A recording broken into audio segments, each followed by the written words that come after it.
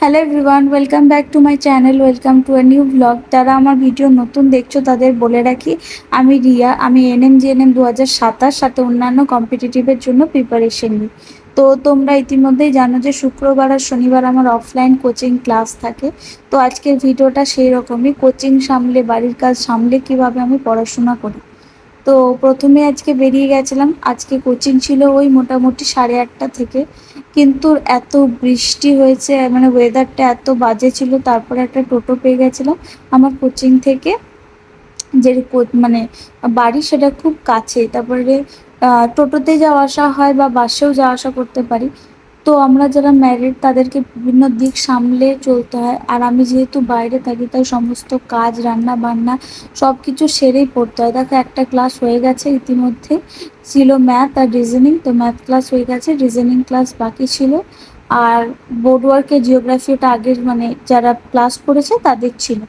তো তারপর আমার কোচিং ছুটি হয়ে গেছিলো আর চলে এসেছিলাম বাসের অপেক্ষা করতে।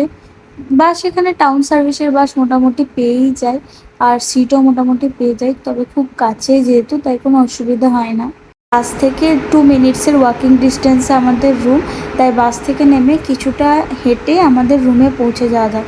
তো রুমে এসে দেখো কিভাবে আমি কাজ সামলে পড়াশোনা করতে থাকি। দেখতে থাকো আমার ব্লগটা। এখন 12:20 মতো বাজে, ঘর চলে এসেছি, মানে রুমে। এবার সব কাজগুলো একে একে সারা যাক।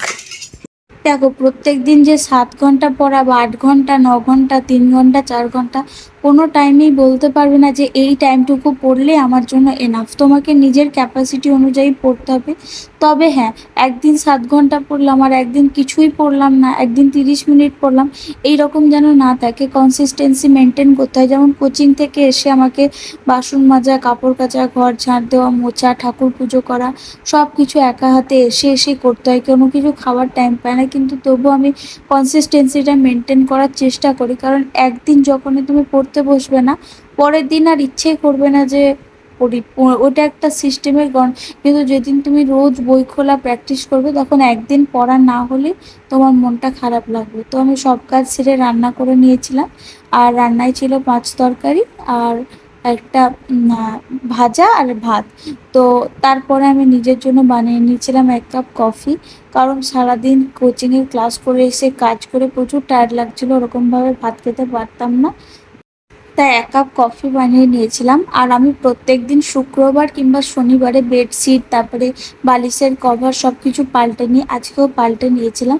তারপরে একদম ওই সন্ধ্যের দিকে, মোটামুটি 8টার দিকে আমি অঙ্ক করতে বসি। 3টে চ্যাপ্টার আমার টার্গেট ছিল: নাম্বার সিস্টেম প্র্যাকটিস, সিম্পলিফিকেশনের বেস কনসেপ্ট ক্লিয়ার করা, আর ফ্র্যাকশন প্র্যাকটিস করা। তো প্রথমেই আমি সিম্পলিফিকেশনের থিওরি দিয়ে শুরু করেছিলাম।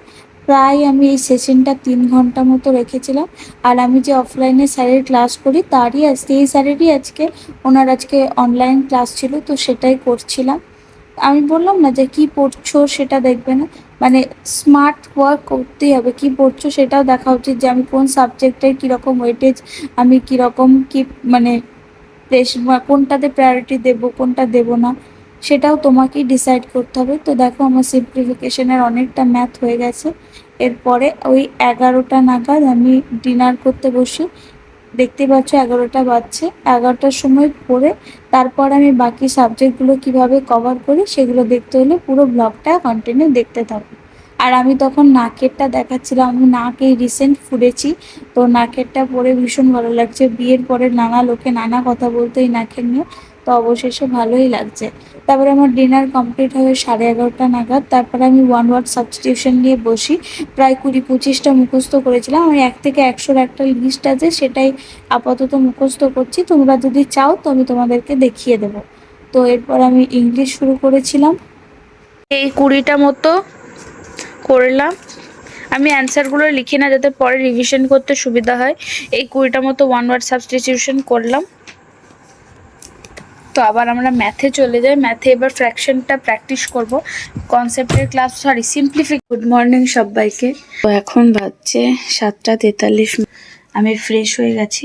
কালকে যে সিম্পলিফিকেশনের বেসটা আমি মানে কনসেপ্টটা ক্লিয়ার করেছিলাম, আজকে তার প্র্যাকটিস করব। তো চলো শুরু করা যাক।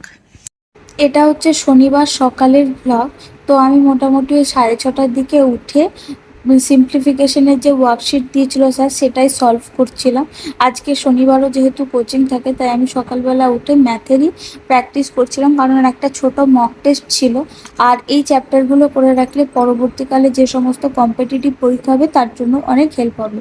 তো এই ছিল আমার সারাদিনের ভিডিও। যদি ভিডিওটা ভালো লেগে থাকে একটা লাইক করে দেবে, আর যারা এই ভিডিওটা দেখছো প্লিজ সাবস্ক্রাইব করে দিও। আর তোমাদের যা যা জানার আছে আমার কমেন্ট বক্সে লিখে জানাতে বলো। Thank you, by.